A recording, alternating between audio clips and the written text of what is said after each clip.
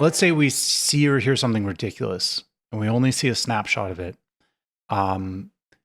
First of all, like, get the full context, make sure we accurately represent what was stated or what was claimed, and then we can tear it apart. But like, there's no use in trying to tear something apart if you're misquoting, if you haven't done a double check. Like, it's part of like pointing this out to Lindsay is like, you're kind of looking like an idiot right now. Because anybody who's listened to the long form content from MartyrMade, from Darryl Cooper, like it's these two worlds seem so far apart when you hear him like describe these issues.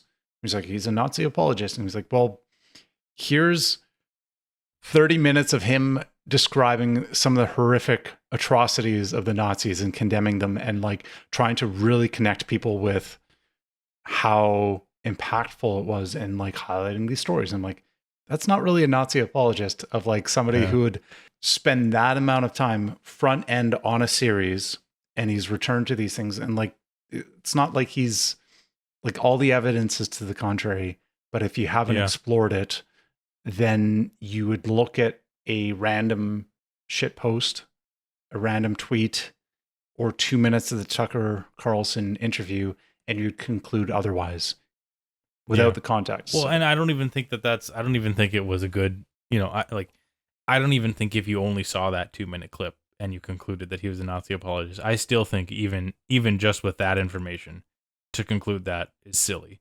But especially in the context of his huge corpus of written and recorded work, it's even sillier.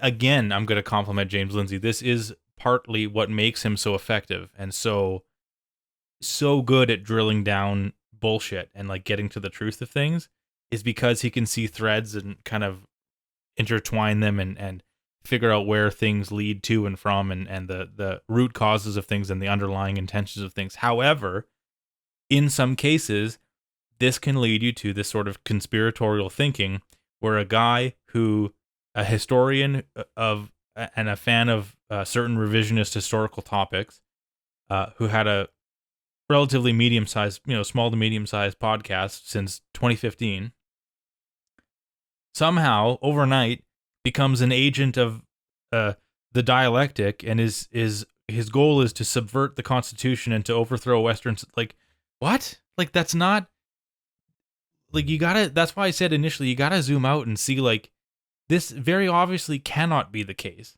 It just really reeks of a kind of a hair trigger response to certain terms or certain concepts that, like you said, there isn't a curiosity to seek the actual, reality of what this person truly believes, because that leads further into the trap of the, he's just setting traps and he's just trying to like subvert. It's not a healthy response in this case. Like, I can see why, James Lindsay specifically has sort of built a career on this kind of drilling down to the nuts and bolts of social issues and pointing you to the fact that the reason why we think nowadays, it's common to think that, race relations are such, the way they are, is actually because of how power relations were the original Marxian literature.